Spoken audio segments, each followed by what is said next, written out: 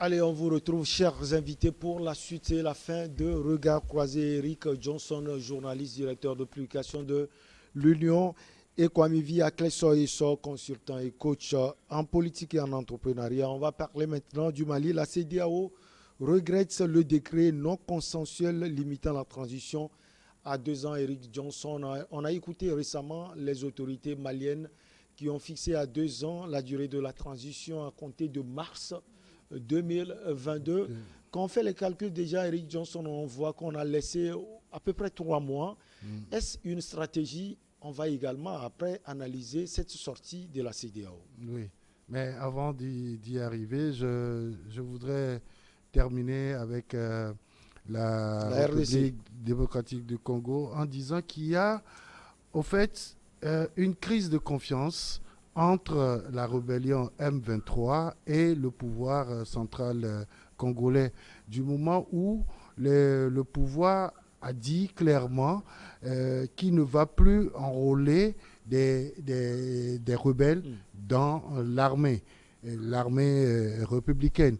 Tout simplement parce que les conséquences qu'on a eues après avoir enrôlé d'autres membres enfin de rébellion, etc., c'est que après les mêmes retrouvent encore de la force et ils prennent même des armes pour combattre encore sur le terrain les forces de l'ordre. Donc le pouvoir central a décidé de ne plus enrôler les membres du M23. Mm. Et donc ça, c'est ça qui est aujourd'hui même à la base de cette sortie encore du M23. Alors, coach Kwame à Clesson, le Mali, quand on voit le récent sommet extraordinaire de la CEDEAO à Accra, au Ghana, alors il y a des bruits qui courent et qui disent que le consensus est devant peut-être la réunion à venir, le 3 juillet, toujours dans la même ville, Accra, au Ghana.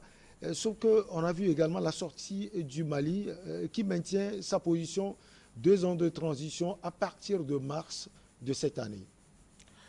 Je pense que au moment où Assimi Goïta a demandé à ce que le président togolais Faure Gnassingbé joue à la médiation, le bon ton demanderait à ce qu'il laisse jusqu'à ce que il y a un communiqué consensuel qui sorte pour dire que voilà, on est d'accord, tant, tant, tant. Donc, on dit qu'il est en train de mettre la charrue devant le bœuf.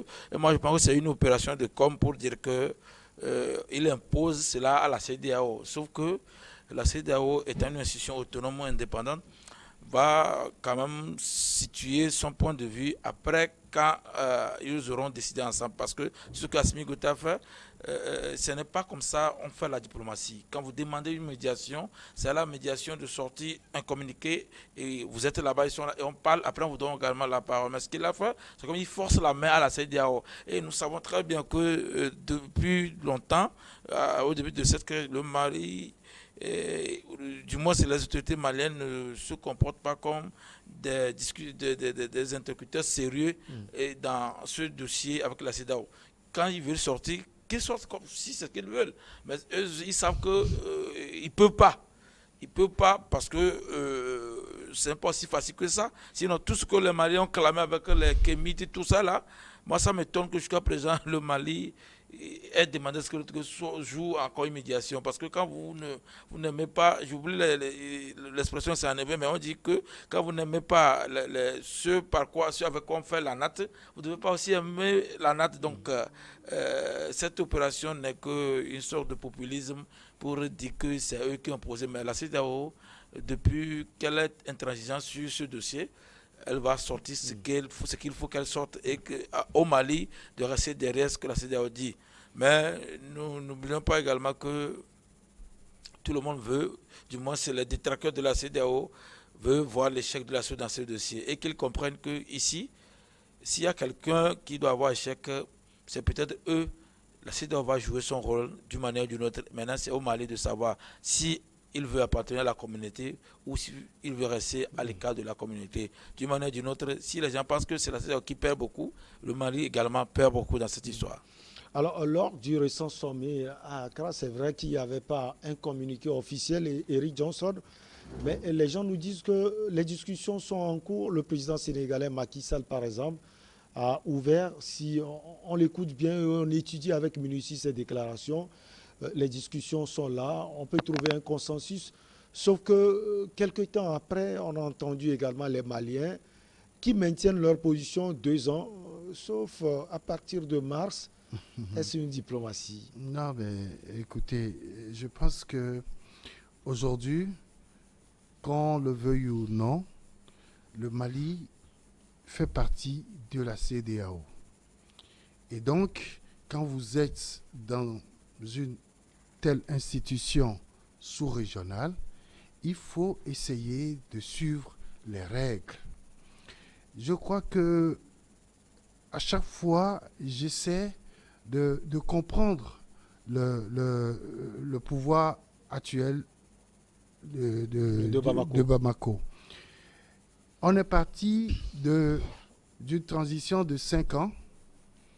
On est arrivé à 24 mois. Je pense qu'à partir de ce moment, le pouvoir a fait des efforts. Maintenant, qu'est-ce que demande la CEDEAO? La CEDEAO dit non, nous ne voulons pas une transition de 24 mois, mais plutôt de 18 mois. Alors, ça veut dire que si on doit se mettre d'accord sur 18 mois, c'est que vous avez fait déjà beaucoup de mois et il faudrait qu'on prenne un repère pour dire à partir de cet instant, vous allez faire encore 18 mois. Mais lorsque vous sortez, vous faites une telle déclaration pour dire que c'est 24 mois à partir de mars 2022, ça veut dire que tout ce que vous avez fait, tout le temps que vous avez fait, si on doit tout comptabiliser, vous allez déjà faire un mandat présidentiel. Et c'est ce que la CEDEAO ne veut pas. Je pense que le pouvoir malien a demandé quand même une médiation du Togo. Ouais. Et j'ai toujours appuyé quand même l'attitude du Togo par rapport au Mali. Au dossier malien. Parce que, vous savez, tout le monde ne peut pas être contre vous dans un dossier. Il faut que quelqu'un prenne le temps de vous analyser, de vous écouter et de dire finalement qu'au fait, il y a des points quand même qui sont positifs et qu'on peut surfer sur ça pour trouver une solution globale à la situation dans laquelle vous êtes perpétré. Je crois que aujourd'hui, quand le Mali demande au Togo de faire cette médiation, le pouvoir malien devait forcément attendre la fin du travail du Togo pour que le Togo puisse dire finalement, nous n'arrivons pas à trouver de consensus avec nos pairs de la CEDEAO et par conséquent, vous allez vous-même continuer votre tracasserie avec la CEDEAO. Mais comme tel n'est pas le cas, d'abord, le Mali est en train de mettre en difficulté le Togo vis-à-vis des autres pays de la CEDEAO et le Mali est en train, sinon le pouvoir malien est en train d'enfoncer encore plus le peuple malien qui souffre énormément. Et les gens, même si les gens cherchent à camoufler cela, qui souffrent énormément de ces sanctions de la communauté internationale, en commençant par celle de la CEDEAO et de l'UEMOA. Le peuple malien souffre. Vous imaginez qu'à partir de ce jour, le prix du pétrole, du carburant a encore augmenté au Mali. On est passé de 800 à 1000 francs, 1000 et quelques. Vous imaginez la population malienne qui est en train de traverser d'abord la conjoncture internationale qui tape tous les pays et ensuite cette crise interne au Mali. Avec cette population-là, vous lui demandez d'acheter encore le litre d'essence à plus de 1000 francs. Alors, où est-ce qu'on va? Parce que le pouvoir malien a dit déjà que même si le prix est à ce niveau-là, le pouvoir, l'État malien continue pas à subventionner le pétrole jusqu'à plus de 23 milliards. Ouais. Mais écoutez, où est-ce qu'on va avec ça? Il faudrait, comme l'a dit Essor, il faudrait jouer quand même à un peu plus de diplomatie pour sortir ce pays-là de cette crise. Ouais. Parce que finalement, c'est le peuple malien qui souffre encore plus. Alors, le titre l'évoque à suffisance, coach Kwame Viesso à Clessor. La CEDEAO regrette le décret non consensuel limitant la transition à 2 ans. Cela veut dire que même si on ne fait pas sortir des communiqués lors du récent sommet d'Accra, les négociations étaient en cours ou bien sont en cours. Sauf que comme Eric Johnson l'a dit, est-ce que le Mali enfonce le Togo dans cette médiation? En réalité, je pense que le Mali est en train de dire aux Togolais qu'il n'est pas un acteur. Eux, ils ne sont pas des interlocuteurs ou acteurs sérieux dans des discussions. Parce que, comme Eric l'a dit, ils ont mis le Togo à une mauvaise situation. Parce que le dossier allait. Le Togo aussi pouvait refuser, mais on est allé. Maintenant, quand vous demandez à un médiateur d'intervenir, donc vous-même, vous gardez votre pensée au médiateur de parler sur tout ce qui se passe. Maintenant, ils ont fait ça. Même le comité de la CEDEAO le dit, ils disent qu'ils regrettent. Ça voudrait dire que la CEDEAO n'a pas consommé ce que le Mali a dit. Puisque dans le communiqué, quand vous lisez, ils prennent acte. Mais la CEDEAO va sortir, elle, son communiqué final. Parce qu'ils ont un délai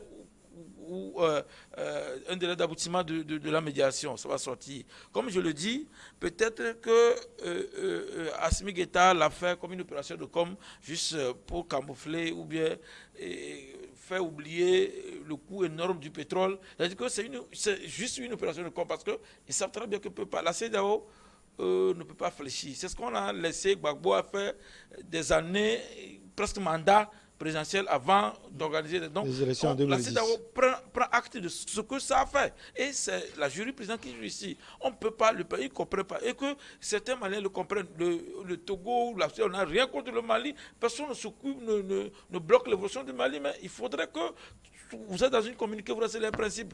Et que heureusement que Eric l'a révélé, il y a certaines personnes qui essaient de camoufler pour dire que malgré l'extension de la CEDEAO, le Mali va bien. C'est quoi ils appellent aller bien?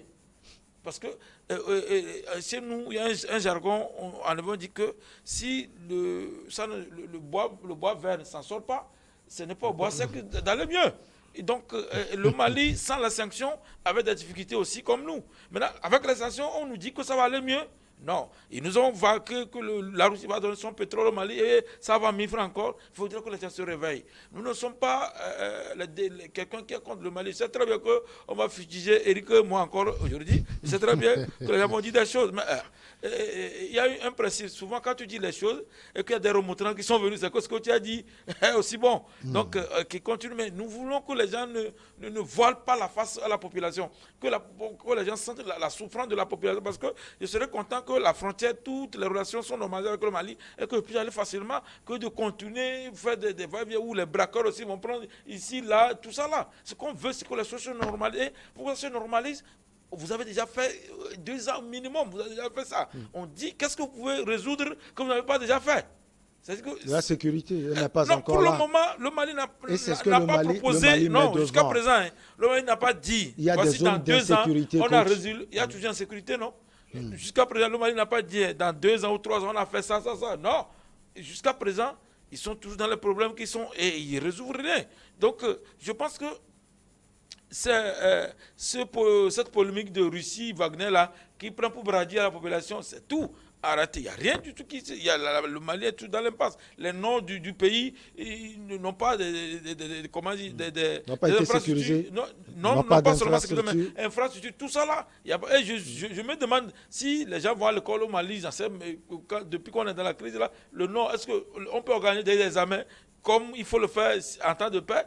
Non, c'est ce qu'on dit. Il faudrait que les sociétés maliennes sentent la souffrance de la population. Du moins, s'il y a des opposants qui parlent que ça ne va pas, qu'on les écoute. Et aussi, quand ces gens de choses sont, ce n'est pas. Il faut que le Mali organise quelque chose de une sorte de référendum pour au moins sortir d'une voie commune, mais pas imposer. Les militaires, je déplore, c'est Chogal Maïga, qui est le Premier ministre. fin politicien, qui aussi... C'est lui qui porte la politique d'Assimi Goïta. Oui, c'est ce qu'il porte, il subit. Parce que lui, il est un politicien fin. Ça veut dire que normalement, c'est à lui de mettre Assimi Goïta en politique. Sur le bon rail. Oui, c'est ça le problème. Donc, il ne porte pas, mais il subit plutôt. On voit plus clair la position de la CEDEAO, hein, parce que lors du sommet d'Accra, les gens ont parlé de division entre les dirigeants de la CEDEAO. C'est d'ailleurs ce qui ne les a pas aidés à faire sortir ce communiqué. Cela veut dire que les discussions sont en cours et on attend le 3 juillet à venir dans la même capitale pour prendre les dispositions. Toujours est-il qu'au-delà de la réunion de la conférence des chefs d'État, les discussions continuent toujours dans les coulisses. Les gens repartent sur le terrain pour discuter. Et donc, je pense que le pouvoir malien devrait forcément attendre peut-être le 3 juillet et après dire clairement sa position. Mais en devançant les choses, en disant aux gens ou en leur montrant que vous le vouliez ou non désormais, nous avions dit 5 ans maintenant, nous sommes cantonnés sur les 2 ans, c'est à prendre ou à laisser, c'est encore mettre de l'essence dans le feu. Et ça prend tout le monde. La division au niveau de la CEDEAO, ce n'est pas une division. C'est comme ça que fonctionnent même nos associations. Nous sommes dans des sociétés, nous sommes dans des services, etc. C'est comme ça que ça fonctionne. Tout le monde ne peut pas au même moment être sur le même diapason. Il faudrait des voix discordantes pour pouvoir nous ramener à un consensus. Aujourd'hui, le problème malien, pourquoi ça divise ? Ça divise tout simplement parce qu'il y a certains qui, dès le départ, comme le Togo, ne voulaient pas forcément de sanctions contre le Mali. Et il y a d'autres, comme les anglophones, qui ne veulent même pas entendre parler d'un putsch ou d'un pouvoir militaire et qui sont vraiment intransigeants sur leur position. Le Ghana, le Nigeria et autres. Etc. D'ailleurs, on a vu leur position. Les gens parlent du Nigeria. Est-ce que l'information est vérifiée, Eric Johnson? Oui, mais attends, ça, c'est pas quelque chose qui est caché du moment où, vous savez, il y a certains qui sont, comment je peux dire, très épidermique sur certaines situations. Vous savez, Goodluck Jonathan était le médiateur et ça n'a pas marché. Vous pensez que ça fait plaisir au Nigeria? Non. C'est clair que le Nigeria, puisque en réalité, c'est la CEDEAO qui envoie Goodluck Jonathan, mais quand même, il vient d'un pays qui est le Nigeria. Et donc, il doit aussi écouter le pouvoir nigérian. Et donc, à partir de ce moment, le Nigeria n'a pas été d'accord avec ce qui se passe. Vous avez vu Goodluck Jonathan, quand il arrive au Mali, c'est pour dire non, voilà ce que la CEDEAO veut et voilà comment ça va marcher, au lieu qu'on pouvait aussi discuter autrement. Donc, cette division au niveau de la CEDEAO, ce n'est pas contre forcément le Mali, mais plutôt contre la manière de faire. C'est-à-dire que vous ne pouvez pas dire aux gens que c'est vous qui contrôlez la situation, alors que vous voulez forcément revenir dans votre ensemble, qui est la CEDEAO. Si tel est le cas, mais prenez votre temps, continuez les discussions, mais n'avancez pas des choses qui font reculer les discussions. À partir de cette sortie du pouvoir de Bamako et surtout du communiqué de la CEDEAO, coach comme Yvier Soa-Clesson, on peut s'attendre à quoi le 3 juillet à venir à Accra? De toutes les manières, la CEDEAO ne va pas fléchir sur cette décision parce que c'est ce qu'on avait refusé à Assimi Goïta qu'il a reconduit. Et c'est en diplomatie, on dit que tu as créé un désert diplomatique.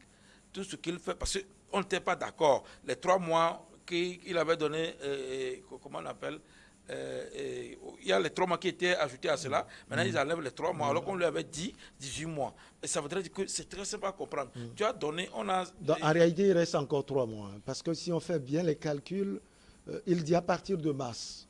Oui. Donc, on enlève les 3 mois des 24 mois là. Non, Ça les fait 24 mois. c'est lui qui a situé à partir du moment où la CEDEAO n'a pas encore dit à partir du moment où on compte.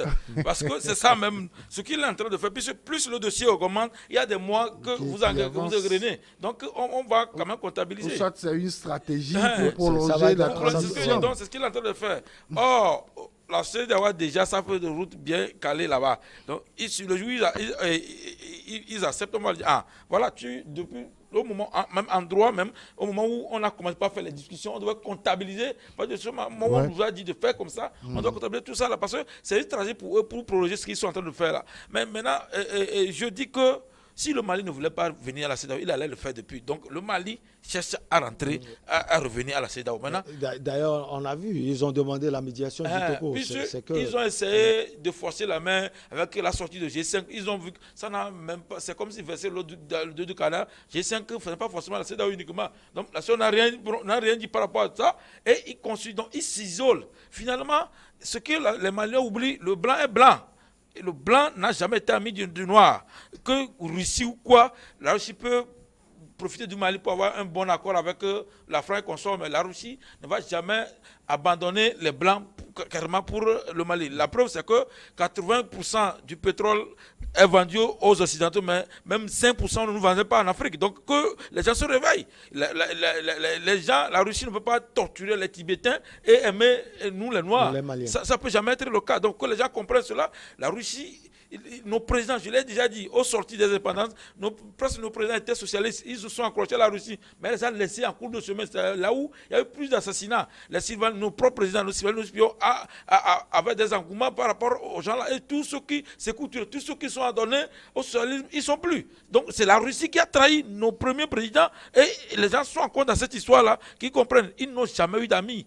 C'est les intérêts, au moins les Blancs arrivent à accepter à ce qu'il y a les critiques au sein de leur population. Mais les Russes, tu ne peux pas critiquer l'État russe, on va t'enfermer. Donc pour le moment, les Russes n'ont rien de démocratique et je ne sais pas pourquoi les gens pensent qu'ils vont donner quelque chose de mirobolant. Non. Bon, ils ne parlent pas de démocratie, ils parlent plus de sécurité. Sécurité, démocratie, sécurité, moyen de paix. Mais quand la population n'est pas en démocratie, il peut laisser un autre venir, non? C'est comme ça en fait. Vous voyez, il y a les Romains disent que si la population n'a pas donné flanc à un ennemi, on ne peut jamais attaquer l'Empire romain. C'est parce que vous mettez mal à l'aise votre population qui trouve un son, dit, quand je viens après, vous allez aux États-Unis par exemple, il va vendre le secret. Donc la démocratie marche toujours avec la sécurité, et la sécurité sans la démocratie n'est plus sécurité, mais vous torturez les gens. Non, alors, mais de l'autre côté, il faut voir. La Russie a de très bonnes relations avec d'autres pays dans le monde. Oui. Mais il faut qu'on se pose la question, qu'est-ce que la Russie a donné concrètement à ces pays? Parce que aujourd'hui, le Mali est libre de choisir, de prendre n'importe quel pays comme la Russie, la Turquie, la Chine. Mais au final, qu'est-ce que ces pays-là vont laisser? Ces nouveaux colons, qu'est-ce qu'ils vont laisser en quittant ces pays? Je crois vous avoir expliqué ici que les premiers instructeurs militaires du Mali sont des Russes. Des gens, vous voyez ce qui se passe aujourd'hui en Ukraine. La majorité des Africains qui sont allés étudier en Russie, mais ils étaient pour la plupart en Ukraine. Mais aujourd'hui, pour des raisons stratégiques, parce qu'il ne faut pas oublier, les gens pensent que la Russie est en train d'attaquer l'Ukraine tout simplement à cause de l'OTAN, etc. Non, il faut aller au-delà de tout ça. C'est parce que vous voyez, le peuple ukrainien est en train de se démocratiser. Et donc, ça peut être une contamination tout de suite du peuple russe et le pouvoir central russe ne pourra plus maîtriser la population. C'est exactement ce qui se passe là-bas. Et donc, il faut faire attention. Nous ne sommes pas contre la Russie pour quelque raison que ce soit. Mais quand nous prenons, le Mali est libre. Quand nous prenons des exemples, nous ne trouvons pas grand-chose. Et nous le disons. Le cas centrafricain est encore là. Aujourd'hui, l'État centrafricain, si on ne fait pas attention, il va déposer le bilan. Parce que l'État centrafricain n'a plus de ressources, même pour payer les fonctionnaires. Il faut faire attention. Ça a été un plaisir de vous avoir sur ce plateau, Eric Johnson. Vous êtes journaliste, directeur de publication de l'Union. Merci également à vous. Kwame Akle-Soyso, vous êtes consultant et coach en politique et en entrepreneuriat.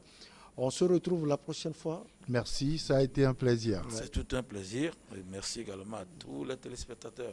Merci beaucoup à vous. On se retrouve donc la prochaine fois, toujours avec le même plaisir. Nos programmes se poursuivent sur New World Info.